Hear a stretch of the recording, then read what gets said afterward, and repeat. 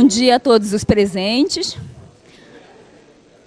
os professores do ensino superior, da educação básica, né, que compõem o PROF nos diferentes núcleos do Brasil. Eu sou a professora Valcicleia, eu atuo como coordenadora local do núcleo FAM, seu professor Deodato Ferreira, nosso vice-coordenador. Quero agradecer a presença de todos, a coordenação, o nosso coordenador nacional, né, que sempre atende às nossas demandas. A dinâmica da apresentação do Núcleo FAM, que foi decidido em uma reunião com todos os membros, foi, no primeiro momento, falar um pouco das características do Núcleo FAM, inserido no estado do Amazonas, e isso gera situações que exigem outras decisões, né, comparativamente com os outros estados brasileiros. Pode falar. Tá. Essa é a composição do nosso núcleo. Nós começamos exatamente com poucos professores, por isso o nosso atendimento abrimos poucas vagas. Recentemente, nós realizamos um processo de credenciamento de novos professores, que são esses 4, que ainda estão em fase de consolidação pela instituição. Tá? Esses são o nosso corpo discente, né? Então, tanto da turma 1 quanto da turma 2. Apresentarão trabalhos aqui o Daniel, o Frank, o Kelmis e a Najara, tá? Que é o que estão presentes aqui. Brevemente vocês ouvirão. Pode passar. Por que é importante falar do nosso núcleo, né? A principal característica de composição é o princípio de cooperação.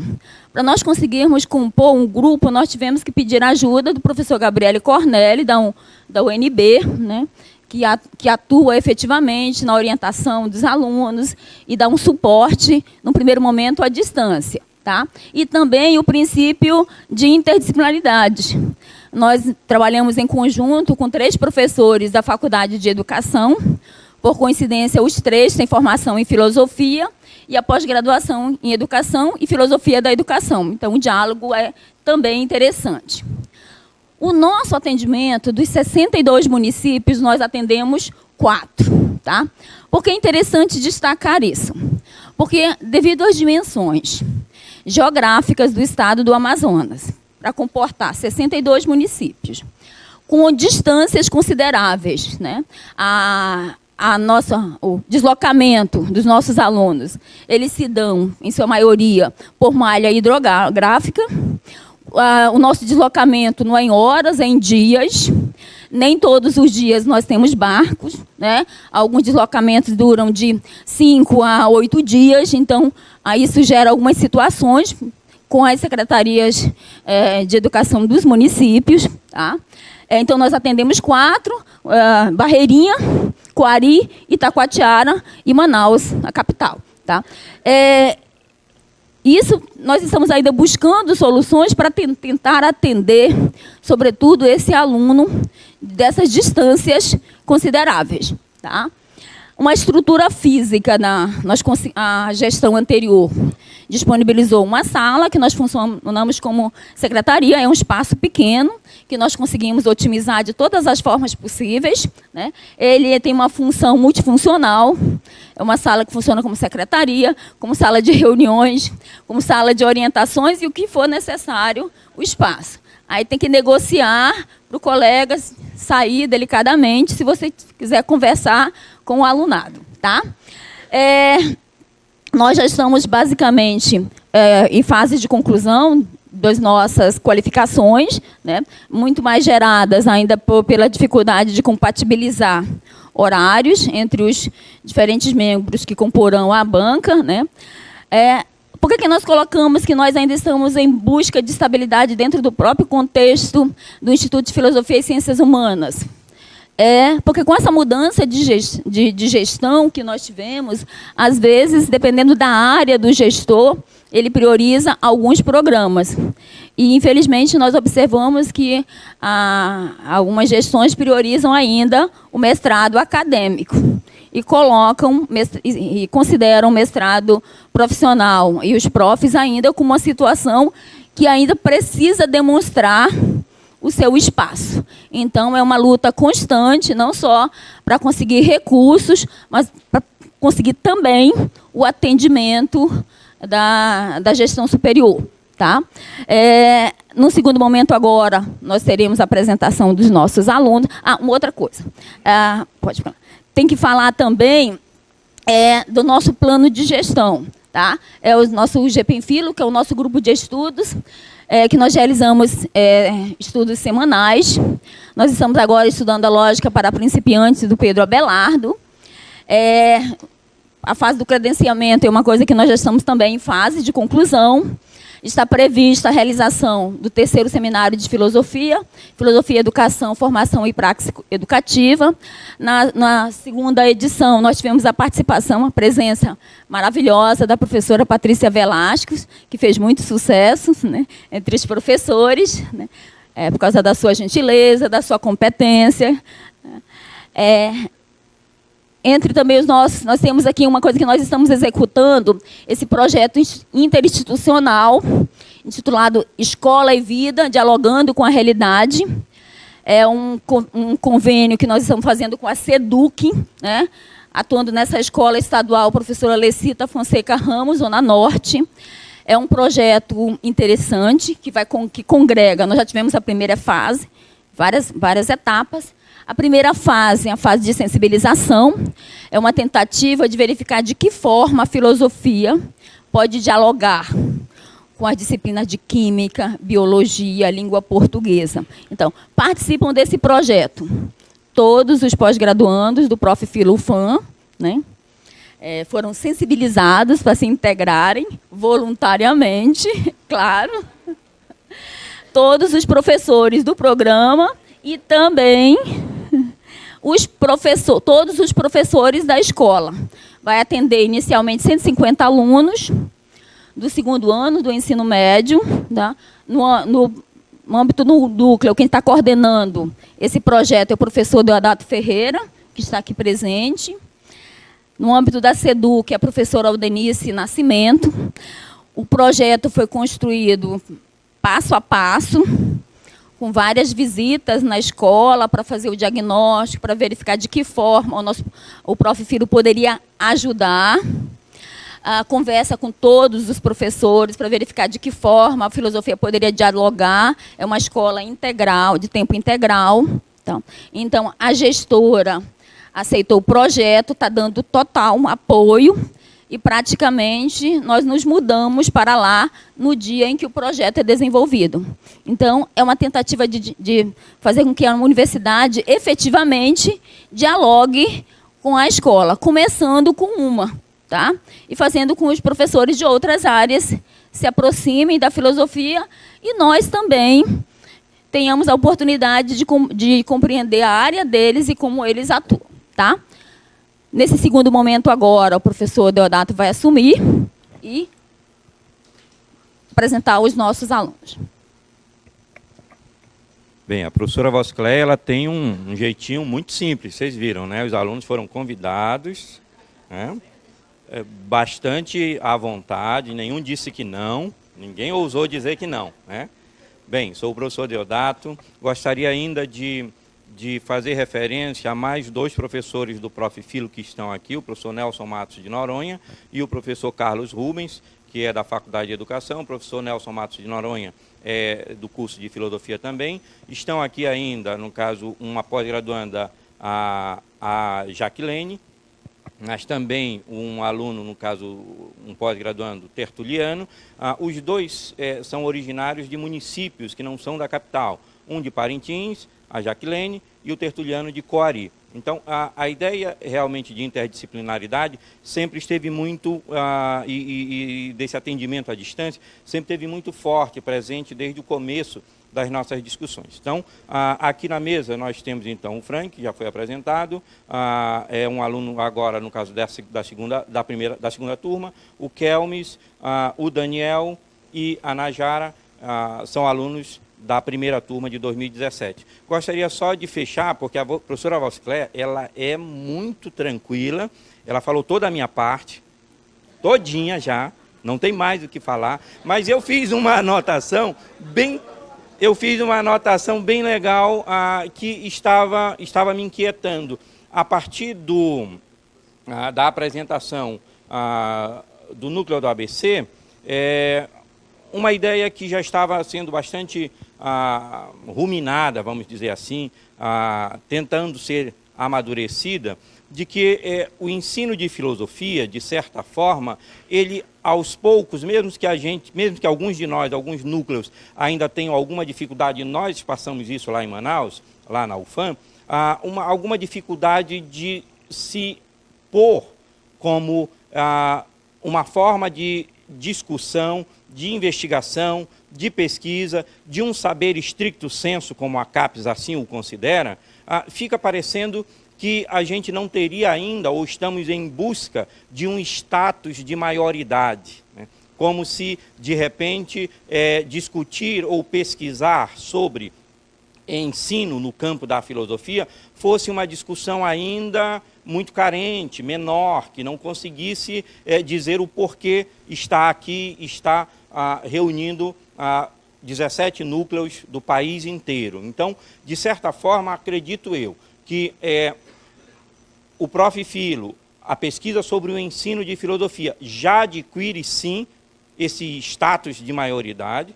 A segunda coisa, acredito que a gente não pode ficar mais falando de que o ensino de filosofia seria uma pesquisa meio qualquer.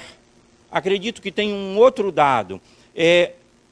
A pesquisa sobre o ensino de filosofia adquire, a meu ver também, um estatuto de saber epistemológico, metodológico, um campo de pesquisa como outro qualquer, stricto sensu.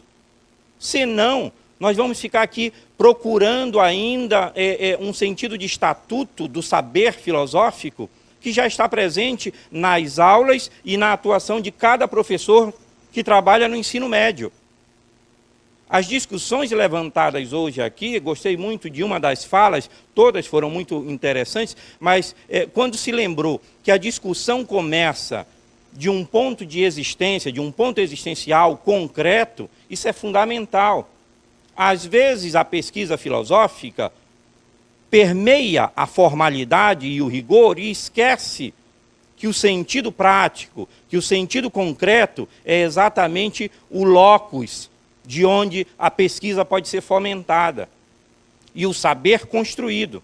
Mas se não for assim, me parece então que a gente estaria de novo pensando em alguma forma formal de saber filosófico.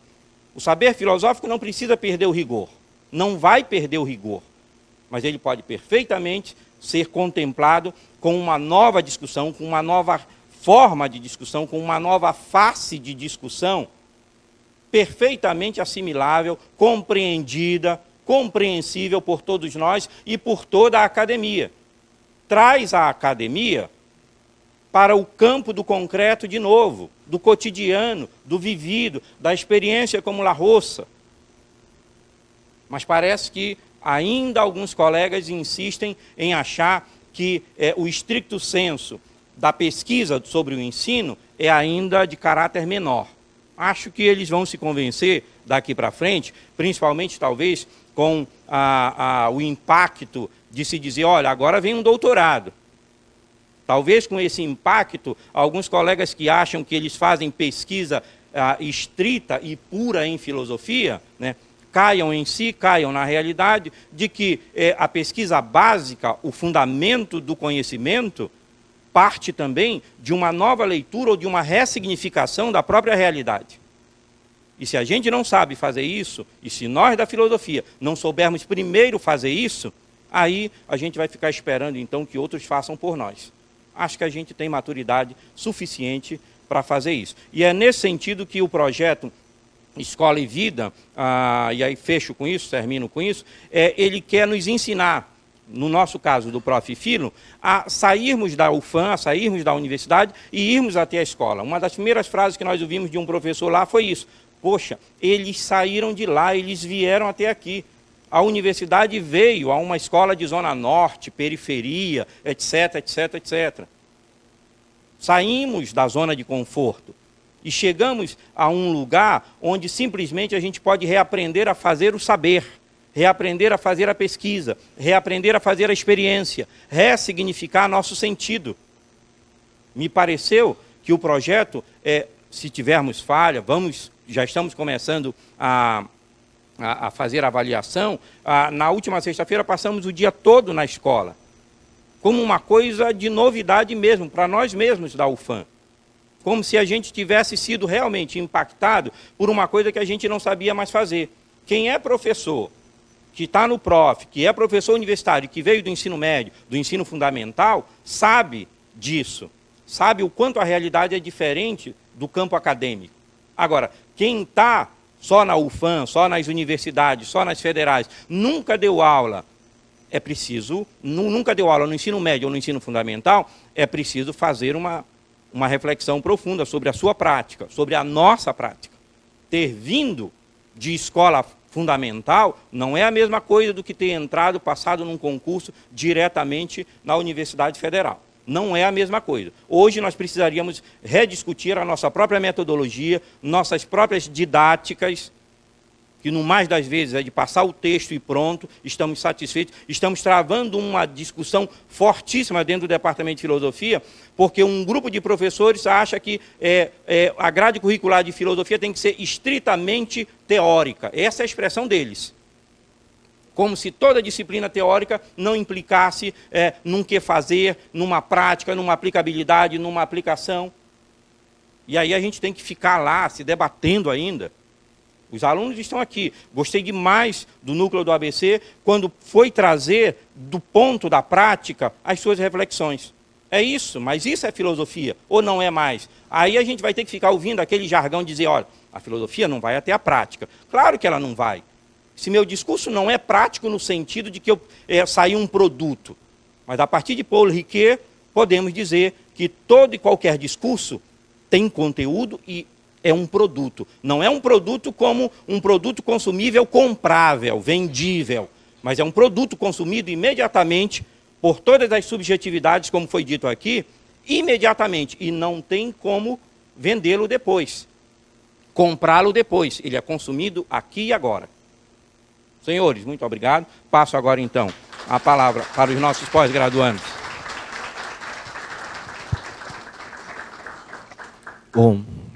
Bom dia a todos. Agradecer ao núcleo da Universidade Federal do Ceará pela acolhida. Agradecer as falas dos professores que até então falaram aqui, colocaram as suas angústias, as suas esperanças com relação ao programa, né? E serei breve, faço parte da segunda turma, né? Sou professor também do ensino médio e procurei, a partir das minhas inquietações do trabalho com os alunos lá na Escola Nossa Senhora Aparecida, em Manaus, né? E desenvolver uma espécie de escuta das ânsias dos alunos, dos seus anseios, né? Daquilo que eles têm em contato com a realidade. E, vendo isso, eu procurava, muitas vezes em vão, buscar nos textos do livro de filosofia uma maneira de dialogar com essa situação. Só que eu esbarrava sempre no problema de como fazer esse diálogo, como fazer essa troca, né? E aí veio a situação de pensar metodologias.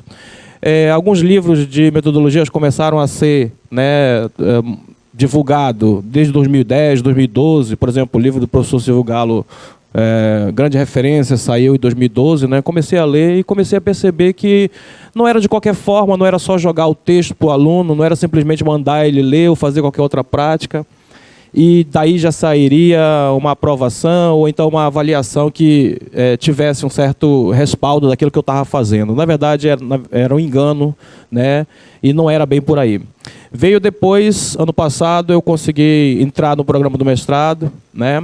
Estou há menos de 6 meses nele, vai completar 6 meses agora, na verdade. Estou com um projeto chamado Pedagogia do Conceito e Ensino de Filosofia no Nível Médio, inspirado no trabalho de Gilles Deleuze e Félix Guattari, né? Para justamente pensar uma metodologia, uma espécie de acolhimento ou encontro daquilo que o aluno traz, né, do seu contexto, do cotidiano, da imediaticidade com que ele vive, para ser repensado, né, por ele mesmo, no chão de sala de aula, com a filosofia, né? Então, eu estou nessa fase de reestruturação do projeto, não está sendo fácil, é uma maneira de a gente procurar, né, colocar-se à escuta de textos dos professores, né, procurar desenvolver uma coisa nova para mim, pelo menos para mim é novo isso, né, que é justamente pensar a minha própria prática de formas que ela seja mais efetiva no meu trabalho do ensino médio. Então, as nossas disciplinas, por exemplo, como o seminário de projetos e o laboratório de ensino de filosofia, está me sendo muito útil, no sentido de me passar essas experiências, de desenvolver esse trabalho, de fazer a leitura dos textos. O convívio, por exemplo, com os colegas e com um projeto que deu essa possibilidade de a gente chegar e visitar essas escolas, passar um grande período lá com esses alunos, também está reforçando isso. E ao longo desse tempo, eu estou reestruturando o meu projeto, né? Nós procuramos colocar aqui uma maneira daquilo que foi justamente o principal elemento que nos inquietou e que veio justamente dessa base do Deleuze, né, em vários de seus livros, que ele coloca que é a inquietação com relação ao pensar, né, o que é o pensar, né, esse produto chamado pensamento, como é que ele chega, por exemplo, nas escolas, e que nós vamos compartilhar com os alunos, e muitas vezes tem uma prática que só coloca esses pensamentos prontos, já ali acabados, sem qualquer vivência, sem qualquer experiência, sem qualquer diálogo com aquilo que o aluno também tem, né?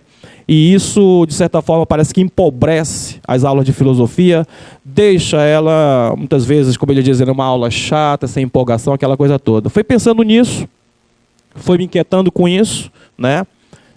De ter uma aula mais vibrante, né, como eles dizem, que eu procurei justamente me dedicar a estudar um pouco mais essas questões e procurar elementos didáticos, que pudesse desenvolver uma metodologia nos próprios conceitos deleuzianos. Me apropriar desses conceitos, roubar dele, como ele diz, né, e procurar construir uma maneira, uma alternativa para que as aulas fossem muito mais produtivas.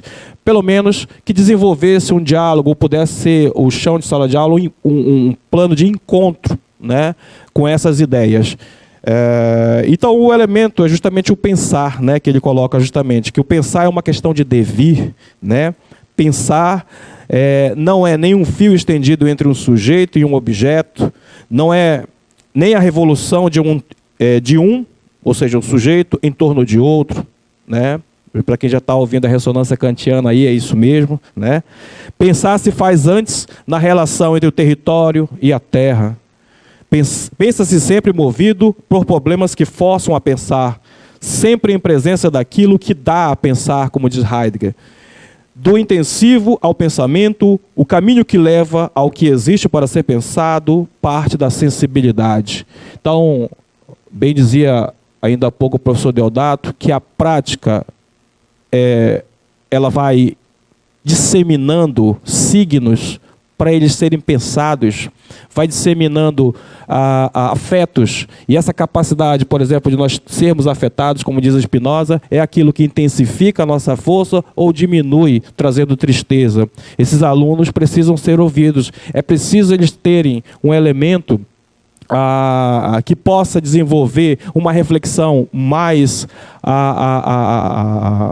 apurada, sofisticada, no sentido de eles pensarem radicalmente as suas inquietações, porque eles têm esses saberes, mas muitas vezes eles não têm, né, um rigor para tratar com as suas inquietações, né? E justamente é nesse sentido, né, pensando nessas intensidades, nesses encontros, que a gente vai tentar reestruturar o nosso projeto para desenvolver uma metodologia, né, para, quem sabe, melhorar a nossa prática no ensino médio. É isso. Eu vou passar para os nossos colegas, que eles vão dar continuidade. Obrigado.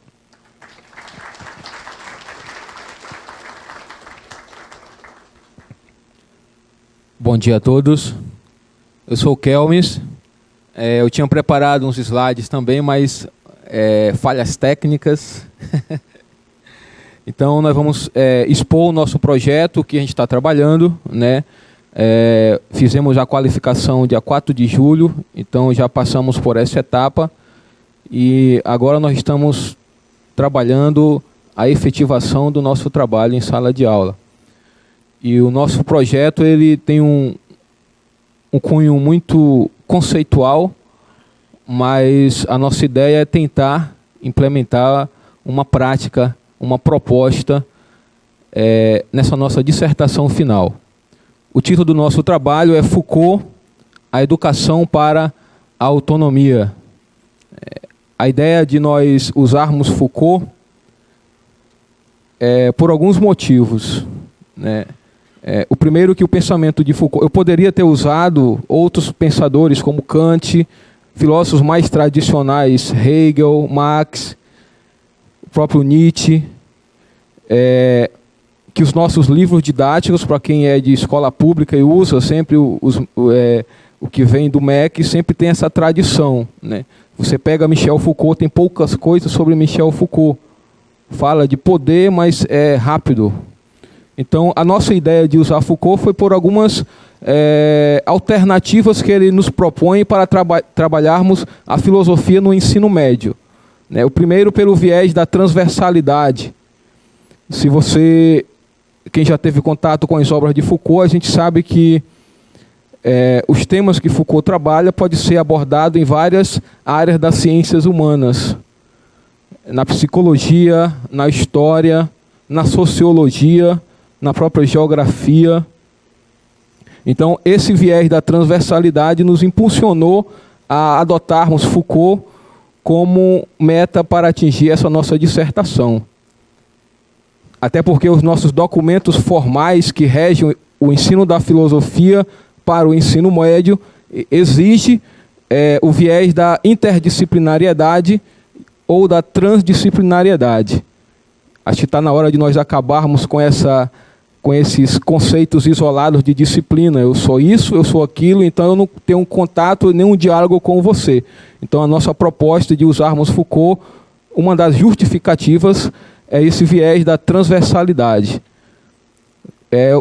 O segundo é a questão das abordagens que Foucault faz em suas obras, que eu acho muito pertinente para nós, professores de ensino de filosofia, ao ensino médio.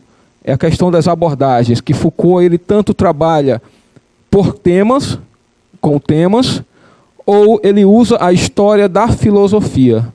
Então, os recursos e as análises que Foucault faz são modelos exemplares para nós trabalharmos. Até porque os PCNs, ele cobra isso, né? Que o professor tem uma postura em sua didática. Ou você trabalha a filosofia pelo viés de temas, ou pelo viés da história da filosofia. E Foucault ele nos dá essas duas opções. Você pode trabalhar por temas. Quem conhece Foucault já sabe que a loucura, a história da loucura pode ser trabalhada em várias dimensões das áreas das ciências humanas e também pela história da filosofia, né? Muitos confundem, até Foucault ele gosta tanto da história que muitos o confundem como historiador, e ele mesmo disse que não é um historiador, né? Ele faz filosofia a partir da história. Então, o viés das abordagens temáticas ou histórias da filosofia é um dos motivos também que me levou a usar Foucault nesse meu trabalho. Mas a ideia do nosso trabalho é como a filosofia pode ser trabalhada para a formação de subjetividades autônomas, utilizando o pensamento Foucaultiano como ferramenta para essa ação. Foucault aqui ele está surgindo como uma ferramenta. O meu orientador está aí, o professor Nelson. O meu primeiro texto que eu fiz, ele disse que a minha ideia era propor uma pedagogia Foucaultiana. Ele disse, olha, pensa tudo, menos uma pedagogia Foucaultiana, porque pensa numa pedagogia não Foucaultiana. Então, como os conceitos Foucaultianos podem ser trabalhados e ajudar o professor de filosofia nessa possibilidade de um pensamento autônomo. Os conceitos que eu estou trabalhando, digo estou trabalhando porque já fiz a minha qualificação e agora eu estou nessa etapa, como falei, os conceitos de subjetividade, os conceitos de poder, os conceitos de verdade e estética da existência. a minha pesquisa ela está, em cima de tudo, no momento da genealogia, que abordo Vigiar e Punir, História da Sexualidade 1, e o segundo momento, que é o mais voltado para a ética, para modos de subjetivação ética, que ele vai concluir Foucault como uma estética da existência, como modos de subjetivação, que está na História da Sexualidade 2 e 3. Então, a nossa pesquisa está nesse patamar já de intensidade para concluir. Vamos torcer que até março a gente termine aí, tá? Muito obrigado a todos.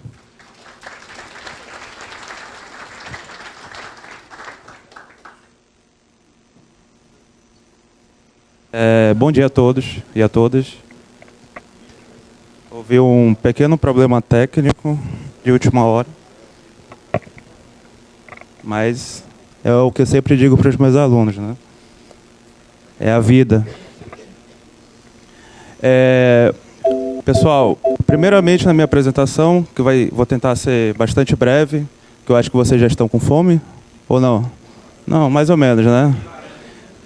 Ou no suco de limão, na caipirinha. Primeiro momento, eu vou contextualizar, mostrar para vocês o que foi que me inquietou em relação à escolha do meu tema, que é currículo. O currículo, especificamente, a proposta curricular para a disciplina de Filosofia do Estado do Amazonas. Nós vamos trabalhar essa proposta como objeto central dessa pesquisa. Então, qual é o contexto? O contexto sou eu inserido numa escola da Zona Leste de Manaus. Não sei como é que é a Zona Leste na cidade de vocês, mas pelo menos lá em Manaus é um pouquinho barra pesada. Só um pouquinho. A Zona Norte também fica ali tete a tete. E o perfil dos nossos alunos...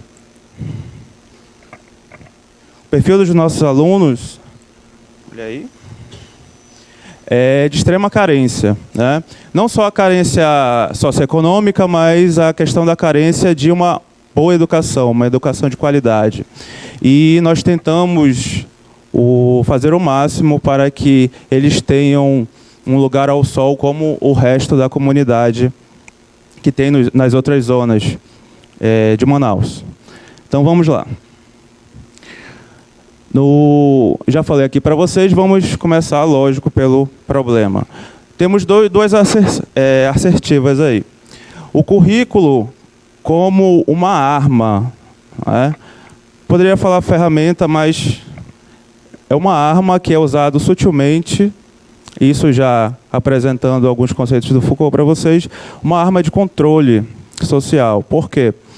Quando nós planejamos controlar certa sociedade, economicamente é mais eficiente e menos custoso nós controlarmos ela por meio da educação, ao invés de nós controlarmos por meio da violência. Então, o currículo, ele não é algo neutro. O currículo, a proposta curricular, que é a exemplificação do currículo, é um fruto de políticas educacionais, infelizmente aqui no Brasil, com uma forte influência sobre pequenos grupos elitizados vinculados a políticas neoliberais. Essa é a primeira assertiva. A segunda é que a qualidade do ensino da disciplina de filosofia, ela está diretamente ligada a esse problema. Será que nós, como professores da disciplina de filosofia do ensino médio, conhecemos a nossa proposta curricular? Será que nós, se conhecemos, nós analisamos ela criticamente? Uma coisa que me inquietou é que, lendo a proposta, o objetivo do documento não ia ao encontro da sua aplicação na realidade. Ou seja, aquele conceito do currículo oculto. E a filosofia como uma arma também, que vem combater esse currículo oculto no sentido de desvelar, investigar a identidade desse currículo. E essa é a proposta do meu projeto. A partir do problema, nós temos aí 3 questões. A PCAM-FILO é a proposta curricular do Estado do Amazonas. Ela condiz com o que se quer desenvolver no estudante, o desenvolvimento de uma cidadania que proporcione autonomia de pensamento e liberdade. Seria este, de fato, seu objetivo, o que nos traz outra questão, né? Qual é o conceito de cidadania que está nos documentos oficiais que nós trabalhamos? Qual é o conceito de cidadania que está nos documentos oficiais propostos pelo MEC e proposto pelo Estado onde nós vivemos? Isso é de extrema importância porque o conceito de cidadania, o cidadão que nós queremos formar, ele está diretamente ligado aos conteúdos que nós selecionamos para trabalhar em sala de aula. A questão é, nós quem? Será que todo mundo aqui sabe quem participou da seleção dos conteúdos, da metodologia e da avaliação da proposta curricular do Estado de vocês? Isso é de extrema importância porque esse tipo de evento, esse tipo de reunião deve ser divulgado e deve ser, ter uma participação democrática muito ampla para poder ele ser a melhor proposta possível. Essa proposta contribui de forma sutil para atender os anseios do mercado econômico. Aqui nós não estamos falando que o currículo ele não deve formar o cidadão para não entrar no mercado de trabalho, mas não somente ficar nisso. Criar seres apolíticos e engrenagens para o sistema econômico. E, por último, existem particularidades nessa proposta que acarretam dificuldades ao desenvolvimento da filosofia, no caso, no Amazonas, aí que chega uma parte bem interessante da pesquisa, que vai ser a parte mais trabalhosa, que é uma pesquisa em loco, um questionário que eu proponho aplicar com os profissionais da área de filosofia. Então, nessa pesquisa, nós vamos ter uma pesquisa em campo, em loco, ou seja, nós vamos convidar uma amostra de professores que trabalham com essa proposta para tentar identificar essa eficiência dela, se há essa eficiência, quais são os seus pontos positivos e os negativos. Bom, aqui o objetivo geral é justamente desvelar essa proposta curricular. Qual é a sua concepção filosófica? Será que ela, de fato, está próxima dessa noção de cidadania que nós compartilhamos com os documentos oficiais? Então, como vocês já suspeitaram, o primeiro filósofo, no primeiro momento da pesquisa, foi Michel Foucault, com foco na obra Vigiar e Punir, que nós tiramos alguns conceitos de lá para nós vincularmos ao teórico do currículo chamado Michael Ape. Ele tem um livro chamado Ideologia e Currículo, que ele traça um histórico sobre a questão da construção do currículo no mundo e nos Estados Unidos e aborda essa temática, essa problemática sobre o controle das elites hegemônicas do país por meio do currículo. E como o Foucault fala, de forma sutil. De forma sutil por quê? Porque é eficiente economicamente. Bom, aqui nós temos os conceitos principais da primeira parte da pesquisa, que é o conceito de currículo, como eu já falei para vocês mais cedo, arma e ferramenta para que nós controlemos a sociedade, começando do básico, né? O ser humano ele tem uma tendência a ser muito imediatista, mas as pessoas mais estrategistas, o que elas fazem?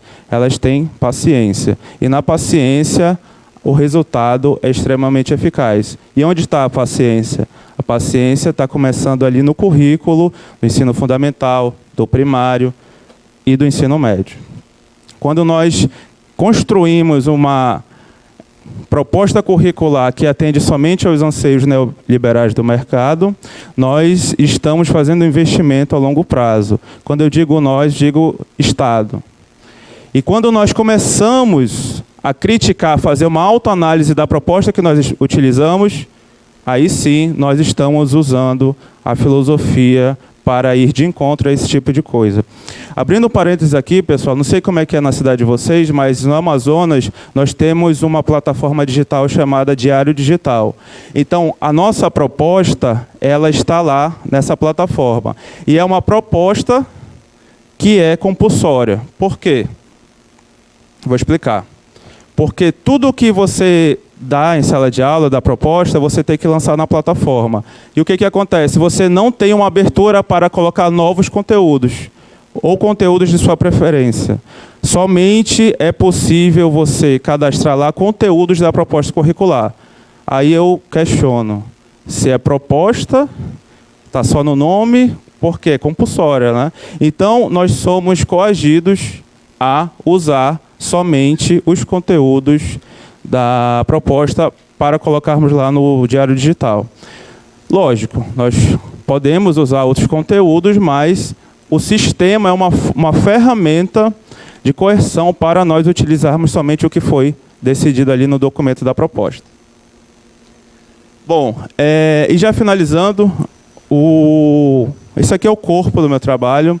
Nós partimos de uma perspectiva macro para nós chegarmos ao principal, que nós entendemos que é de extrema importância, tanto a existência desse programa, como também ouvir os nossos colegas que não fazem parte do programa ainda.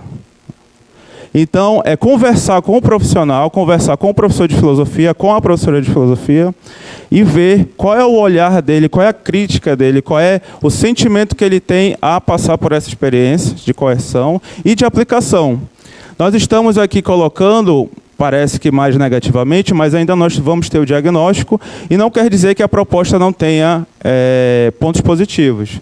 Se tiver pontos positivos, nós vamos potencializá-los e convidá-los também a estruturar atividades para, periodicamente, isso daí deveria ter em todos os estados, conversar, fazer críticas e produzir novas atualizações das propostas. Porque, geralmente, a proposta curricular ela passa de 8 a 12 anos para poder ser mudada, né? E com muito custo. Então, é por isso que nós escolhemos esse tema. E, por último, com o questionário aplicado, nós vamos colocar a última parte informativa do projeto, que vai se estender até o final do ano. Então é isso. Então eu convido quem tiver interesse em compartilhar a experiência sobre o currículo, sobre a proposta curricular, lá fora. Podemos conversar, trocar os contatos, tá? E é isso. Obrigado a todos. Bom dia. Me chamo Najara Leão, sou do grupo do mestrado profissional de Manaus. Estou muito feliz de estar aqui. Bem, quando eu soube do mestrado profissional em Manaus, eu conversei com a professora Vocicleia e ela disse assim: Najara, tem alguma coisa na tua prática que te leva a pensar? Tem alguma característica na tua prática que te leva a cogitar algum problema, alguma coisa relacionada à filosofia, que é um mestrado profissional em filosofia? Você tem que trabalhar, você tem que ter algo relacionado à sua prática, ao seu cotidiano. E eu cogitei, pensei, porque quando você pensa num mestrado em filosofia, você pensa logo num mestrado acadêmico. Mas quando você se depara com um mestrado profissional, você tem que olhar para você, para o seu dia a dia, para a sua profissão, para o seu eu profissional, o que você está fazendo. E aí eu comecei a cogitar. Bem, eu trabalho numa escola particular, no município de Manaus. Já dei 5 anos na secretaria, na escola pública também, tenho experiência em escola pública. Hoje em dia eu sou da Secretaria de Manaus também, com outra disciplina, ensino religioso. E também ministro aula de filosofia na escola particular. E eu já estou há 8 anos. Lá é uma escola que tem a tecnologia, a vivência da tecnologia no dia a dia, no dia a dia do professor, na sua prática. Então, o meu tema é a docência de filosofia frente às novas tecnologias, desafios para novos tempos. Meu orientador é o professor Deodato Ferreira, que está aqui. É muito bonzinho ele, muito bonzinho. Vocês ouviram. E a minha escola é o Colégio Maria Angelim, como eu já estava falando, ele é do sistema COC de ensino. Quem conhece o sistema COC sabe que ele usa tecnologia, é uma coisa que a direção, o sistema, o tempo todo está falando conosco. Olha a prática de vocês, utilizem as ferramentas, é uma coisa que eu ouço muito. Utilize as ferramentas, utilize as ferramentas. E eu, como professora de filosofia, me deparei com a situação.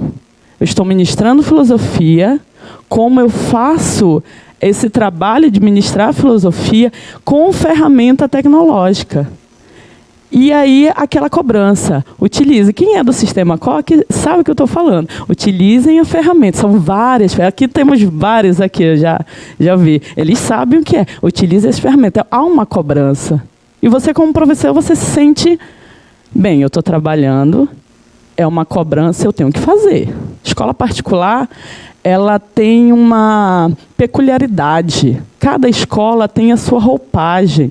E o professor, quando entra, na maioria das boas escolas, ele recebe um treinamento para se adequar à filosofia da escola, para se adequar à concepção da escola.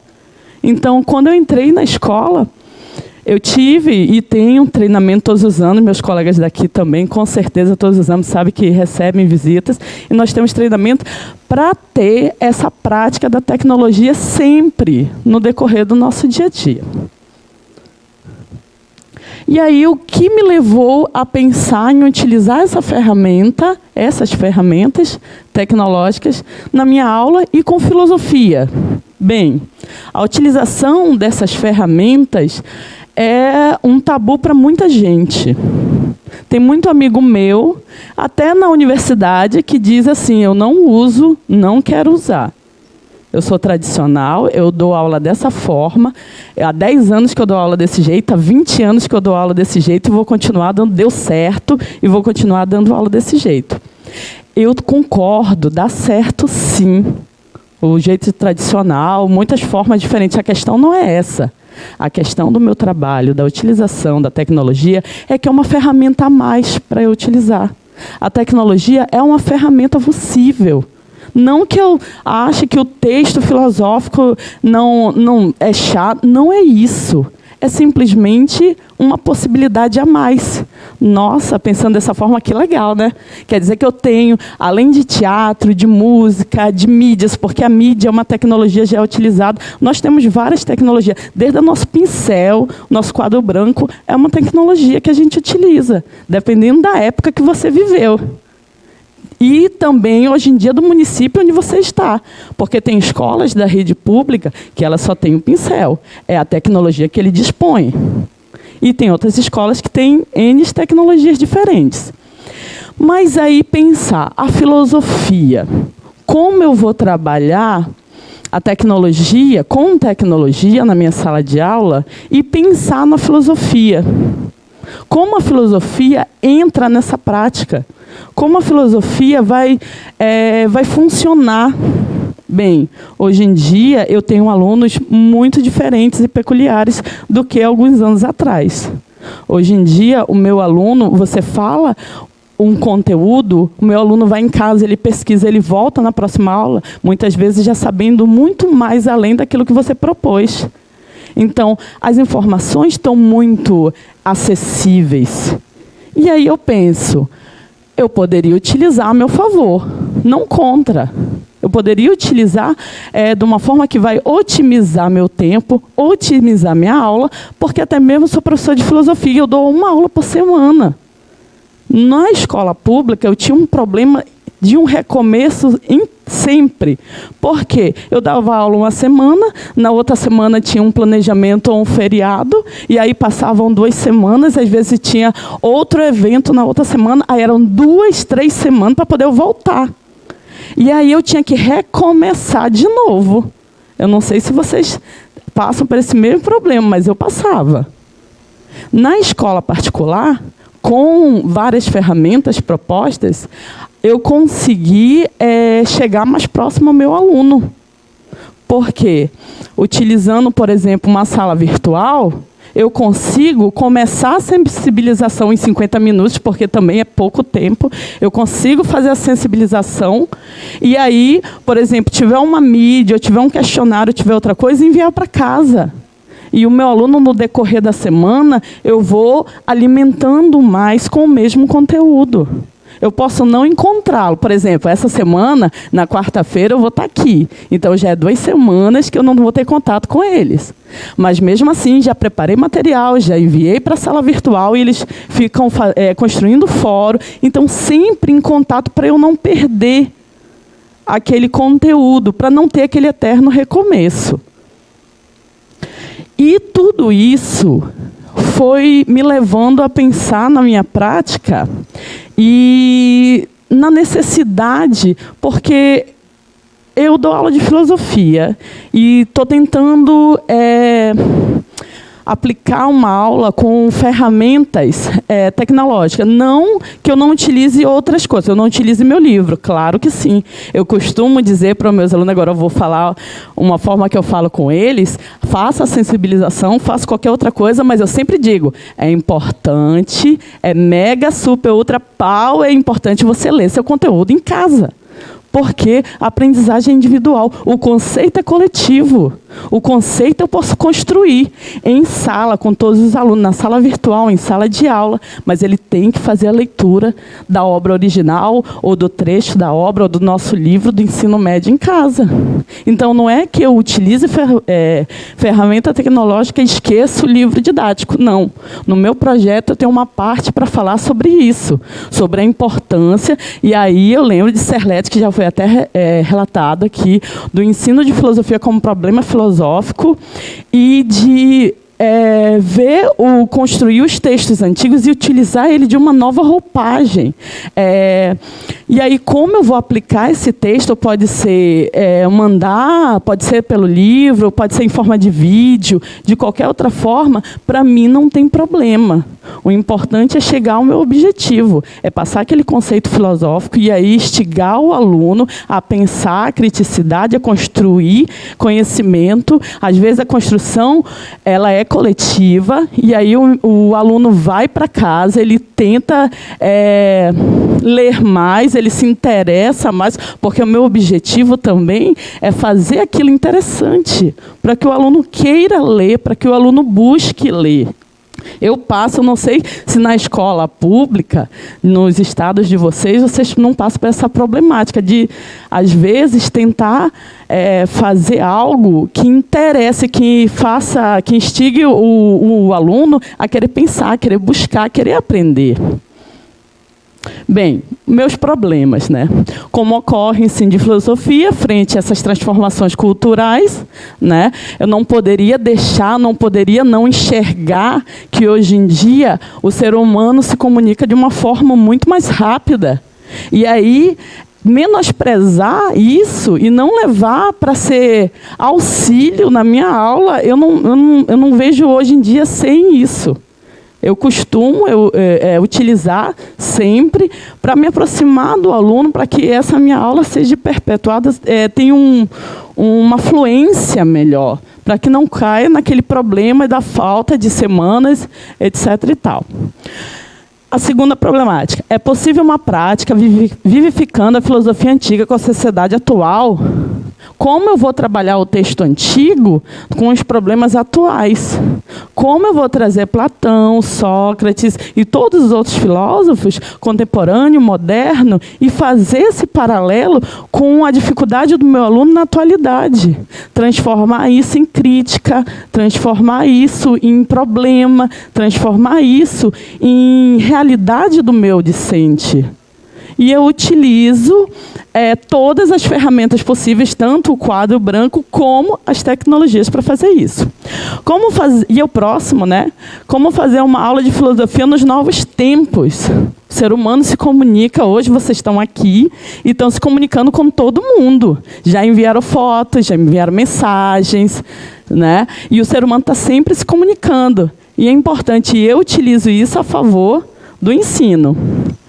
Bem, o meu primeiro capítulo, eu cheguei a uma concepção com o meu meu professor, o homem cria tecnologia, a tecnologia modifica o homem. Em que forma, como a filosofia vai rever, como a filosofia vai observar, observar isso que está acontecendo com o homem e como o professor está se comportando.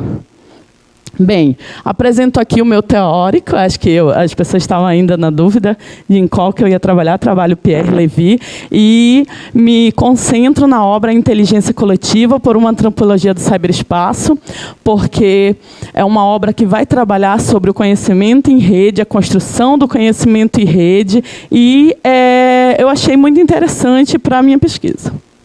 Metodologia da pesquisa, qualitativa, biográfica e pesquisação, porque é um mestrado profissional. Então, eu já tenho várias aulas que, claro, eu usei Silvio Galo para fazer sensibilização, fiz o planejamento, apliquei a aula e depois fiz a descrição da aula. Qual é o meu objetivo principal no meu trabalho? O que eu observei dos meus outros amigos professores? Que o professor, para poder fazer, ele gosta de ver. Ah, tu está fazendo uma coisa legal, né? Então, eu consigo fazer também. O professor da rede pública, pelo menos do estado do Amazonas, ele é muito peculiar nesse sentido.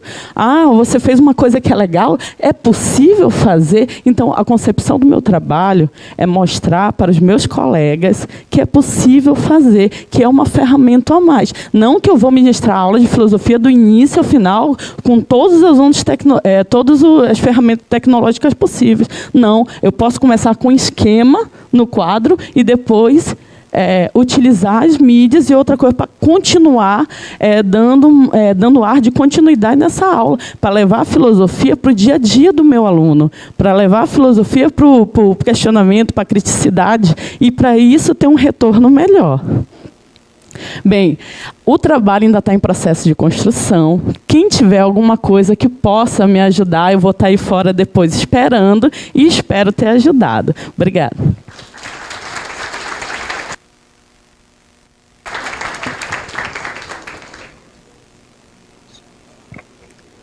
Obrigada pela paciência em ouvir. Eu queria fazer uma breve consideração a partir das demandas que eu recebi.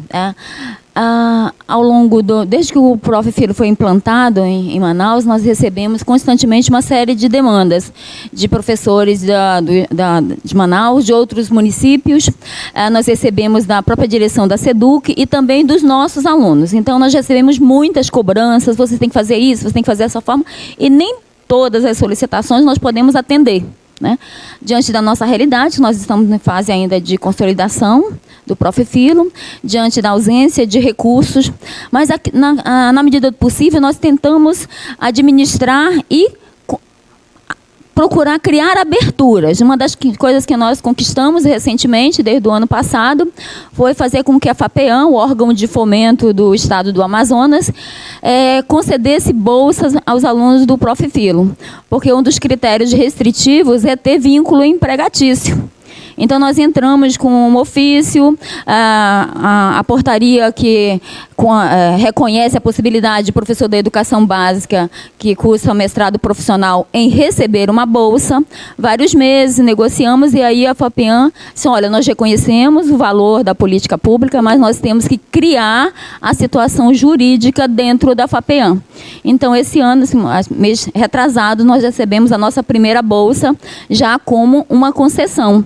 Então, as nossas demandas elas são atendidas na medida que nós temos possibilidade. Uma das demandas que surgiu na nossa Assembleia Geral dos alunos e dos professores é que esse professora leve para a reunião uma proposta do Núcleo UFAM, que é a criação de uma carta fortaleza para mostrar à população brasileira a natureza da filosofia no seu diálogo com a educação, com a ênfase ao ensino de filosofia. Tem uma proposta para ser construída coletivamente. Então, seria interessante que nós formássemos grupo para mostrar, olha, nós não estamos só presentes juridicamente, no aspecto pedagógico, nós estamos presentes, de fato, no aspecto político. Então, nós temos que afirmar a nossa presença. Então, é uma proposta dos alunos e dos professores do Núcleo UFAM. Eu sugiro e espero que vocês tenham sensibilidade, né, e viabilizem, tá? Agradecemos a todos. O professor Deodato quer agradecer também. Gostaria de agradecer e dizer que eu acho que o momento é oportuno para uma carta de Fortaleza. Eu lembro que a gente no PIBID fez uma carta de Natal. Seria interessante, quem sabe, pelo menos numa página, 4, 5 parágrafos, né? Falar, no caso desse momento importante da formação, os reveses que a gente sofre, mas apesar de todos esses reveses, os senhores estão aqui, nós estamos aqui, os alunos estão produzindo. Não houve nenhuma quebra, nenhuma ruptura no desejo e na vontade de produzir no país. A gente continuou. O PIBID está aí, né, com todas as ameaças, o PROF está aqui, né? Então, acho que seria um momento oportuno de não perder. Fortaleza é Fortaleza, né? O momento atual é propício.